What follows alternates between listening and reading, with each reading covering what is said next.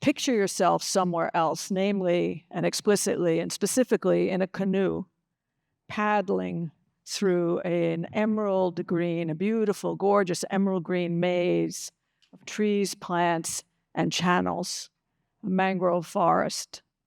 There's not a single sound except the shh of your paddle breaking the water. And you're serene in this tangle. Now break that mood, sorry to say, and put your economist glasses on. Now, I'm not an economist, and many of you probably are not. But as we look at that mangrove, you think, oh, it's idle. It's just there being beautiful, doing nothing. But actually, it's working really hard, filtering pollutants, creating breeding grounds for all kinds of sea creatures and fish, and buffering coasts. In fact, during the cyclone Nargis in 2008, thousands of people in Myanmar were displaced by catastrophic flooding, and another 1,000 said that they only survived by hanging on to the mangroves. Yet for all that priceless human service and economic service, the mangrove is paid nothing. It's valued at zero by all our economic systems, including and most especially GDP. In fact, if you want to be blunt about it, nature is probably the most exploited worker in the history of the world. Now, the mangrove provides these services, and the work that nature does is called ecosystem services, and you've probably heard that term. And basically, it covers all of the work that nature does, everything for us and for itself, because it's a regenerating system. Everything from the tiniest little insect pollinating one grain of grass to the whole atmosphere protecting us from solar radiation, or at least trying to, against the buildup of greenhouse gases. The Ecosystem Services Valuation Database has about 5,000 studies in it already of ecosystem service economics and the value of a given ecosystem from low and high income countries. The World Economic Forum said in 2023, that half the world's GDP depends on these ecosystem services, which are not recognized by the GDP that depends on them. So there's a kind of a very odd and strange contradiction here. And imagine if all companies didn't have to pay their workers. How would their profit and loss statement look? It would be completely false. And if you want to go to the extreme and take this to the logical conclusion, you go to an ATM and you get cash and you think it's a spendable amount of money. But actually, think again. It's a red ink IOU for all the money that we owe nature for the work we haven't paid for. That work underpins the value of those dollars. So next time you go to that ATM, think again. Partha Dasgupta, the economist whose name is synonymous with the economics of biodiversity, who just did a study of that type, has put it very simply. Environmental management, ecosystem management is akin to portfolio management. Assets that you maintain go up in value and hold their value. Assets that you don't maintain degrade and depreciate. In planetary terms, nature is depreciating. The Planetary Boundaries Report has warned us that 6 of the 9 critical ecosystem dynamics that keep the planet functioning have crossed into the red alert zone. Climate change is one, freshwater status is another, biodiversity, the biosphere's integrity is another. The Living Planet Index has told us that of all the species that have been monitored since 1970, there's been a 73% decline in their health. The accounts that we keep with nature, our accounts with nature, are wildly out of balance, and our credit cards are maxed out. So what can we do? The first thing is to absolutely flip all the systems that help us determine value, that we use to determine value. And in particular, we have to repurpose these very simple pedestrian sort of systems on which a lot of economic value depend. and turn them into a system that works for nature, not against it. Now, right now, those four, GDP, insurance, capital flow, and accounting, are out there. They've never had to take nature's value into any kind of official recognition, and that's been the bottleneck. Neither have they recognized nature's work and value, nor have they recognized the risk if nature were to suddenly go on strike or be forced to go on strike. So the breakthrough would be to get these four working together, holding up nature, stewarding nature, living for nature. Because after all, what else is money for if it's not to advance human well-being and cherish the planet that provides all the well-being that we can imagine and that is its own system of well-being? Now, how can we do this? First, let's take GDP. GDP, as we know, is the thermometer of our productivity. And we've heard a lot about green GDP and ways of recalculating it, but there's a number that you can really focus on, which is negative GDP. The United Nations Environment Program pointed out to us just recently, last year, that at the moment, $7 trillion a year, 7% of 100 trillion, which is roughly the GDP, is nature negative. That means directly fueling environmental crises. Probably a higher number if you take indirect. So what is that? That's an out-of-control barge, just like the one that hit the bridge in Baltimore in the United States some time ago, knocked out that support to that physical infrastructure, which was the bridge. So we have this negative GDP running amok and attacking our natural infrastructure. So maybe it's time for a reverse ticker, a Dow ticker or something similar, an eco ticker that feeds in the health of nature on a daily basis, just the way it talks about financial trends. The market went up, great. But guess what? Nature went down. Think about it if we saw that on an hourly or a daily basis. Secondly, capital flow. What's that? That's the thing, that's the psychology that determines who invests what and why. At the moment, most capital is going after tech unicorns or real estate or the obvious things. But what about if all those trillions that are out there looking for an investment home, a place to make money, suddenly went into investments to protect wetlands, mangroves, water, rainforests, and all of the assets and natural ecosystems that provide our economic stability? Now, that seems like a pipe dream, a little Pollyanna, a little dreamland, but it's not far off from what's possible because there are incredibly interesting new financial instruments being designed and invented that are not radical, but have just taken another look at how you can put capital to work. So, for example, the first example is the Forest Resilience Bond, which is piloted in Lake Tahoe, California. It was designed by 4 business school students at the Haas School, sorry, not MIT, at the Haas School some years ago out of Berkeley. Very simple structure. The idea is you invest in the underlying aspect of the forest, the underlying value, which is resilience. And they put this together to face and address increasing wildfire risk. So how do you get capital to invest in, one, the intangible of resilience, but also how to actually line it up? So they came up with a system. They raise capital, private and public.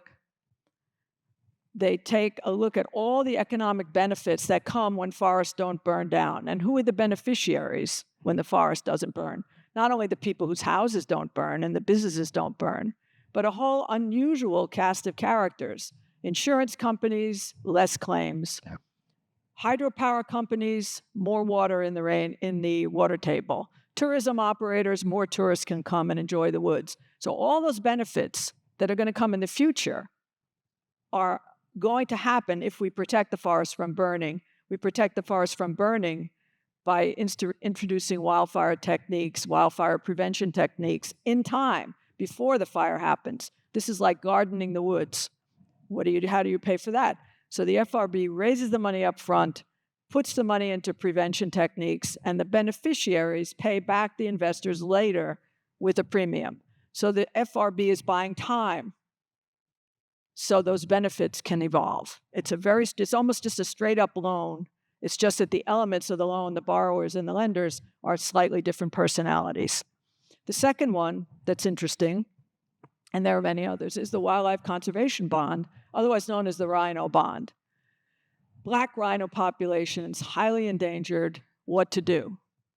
So the World Bank, AAA bond rating, issued a bond, $150 million face value, raised that money in private markets, very conventional investors, banks, and so on. They agreed to take not an annual premium, but rather a conservation success payment after 5 years. They wait 5 years instead of expecting the money every year. But at the end of the 5 years, they get a premium, which is guaranteed by the GEF.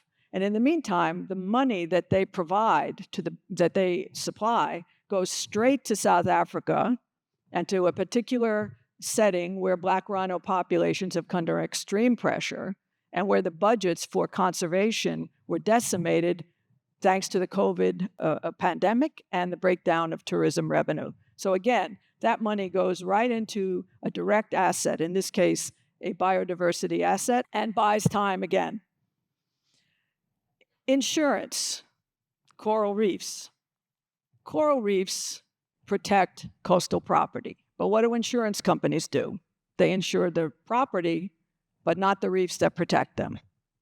Now that's a little illogical. The insurance sector is facing gargantuan costs from extreme weather events. So what can you do? When, of course, extreme weather events are big storms that have come in. We've just seen many come through the Caribbean that smash those coral reefs into smithereens, tiny little pieces. Enter coral reef insurance, which is a parametric model. What's that? That's a model of insurance where there's no argument about claims. A triggering event is stipulated early, in this case, high wind speed, which is directly correlated with ocean surge, which is directly correlated with destroying the reefs. As soon as that trigger happens, the insurance policy pays off. The money goes to the policyholder, in this case, a government agency that's in charge of protecting the reefs. And what do they do with the money? They put these divers in there who have been trained especially to repair coral reefs as soon as it's safe to go in. And they go in like emergency room surgeons. And they're in there with drills and ribbons and bows and trying to put the whole reef back together. Now, you can think of this as an absurd. It's going to happen again, a reef will break again, fix it again. But the alternative is to leave them in smithereens where they definitely will die. And what this arrangement does is buy time while science is trying against the clock to breed reefs that can withstand higher temperatures, withstand these kinds of storms. And half the world's coral reefs are dead already, or near dead, thanks to ocean temperatures rising. So it seems to me that anything we can do to preserve the health of the reefs that are there, we should do. Then we get to the most simple of all, accounting. Now the blue box here is 202 million euros, which was a year's net earnings reported by Puma, or the shoe company, in 2010. And the CEO at that time was a very visionary person named Johann Zeitz. And he thought, okay, that's my conventional P&L. But he decided to do an environmental P&L on the side, first one. And he calculated, what if nature did charge us for its work? What would I owe? Higher carbon price, possibly. Higher prices for water if there's a scarcity. What about if there's no more place to store the waste that my manufacturing creates? And they totaled all those possible costs and increased regulations, higher taxes. Wow, 145 million in red ink. And look how that shrunk the net earnings. What does that tell you? Very dependent on nature for profit. Now, if every company, and we should try to be recruiting early adopter companies to join this, quote, coalition of the willing to do an environmental P&L every year. And what would that do? It would transform the way capital flows, and it would transform corporate behavior, because once this is dead center on the balance sheet, it's visible to auditors, regulators, and investors how much profitability ties back, item by item, debit and credit, to protecting nature. Now, valuing nature, I know, can be controversial, and it gives a little metaphysical uncertainty, but it's not about selling off nature to do some of these things. It's about assigning a value to nature that generates funding for maintenance, and maintenance is the only thing that can prevent depreciation. And we're called to scale. We're called to act. So why not FRBs in every forest? Why not coral reef insurance in every reef? And why not rhino bonds for every endangered species? It could happen tomorrow. The planning is there, the format is there, the problems are there, and the capital is there.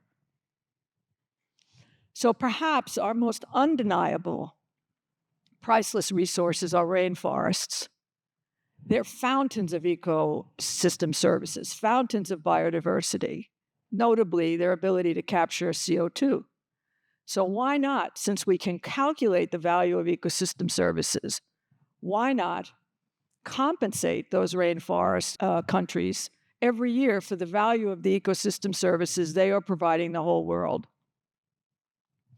That's also controversial, but it would recognize the importance of rainforests as assets. Now, the depreciation clock is ticking. The Amazon, if you heard that I worked for Jacques Cousteau, when I was in the Amazon, speaking of paddles and canoes, we were in a zodiac, and there was so much rain in the system that you could paddle and paddle and paddle, and all of a sudden, you were at the treetops. That's how much water was in the rainforest. Today, the Amazon River, you can walk across it. It's so dry to drought. Rainforest without rain. Where's the poet who can conjure that? We have the answers and the solutions, and we have the knowledge, and it's our time to move forward quickly. Investors are always looking for new opportunities, and this new financial landscape that I've described is full of them. There are a lot of questions, but there's only one thing that I'm absolutely certain of in this discussion. We need nature only if we need infinity. Thank you.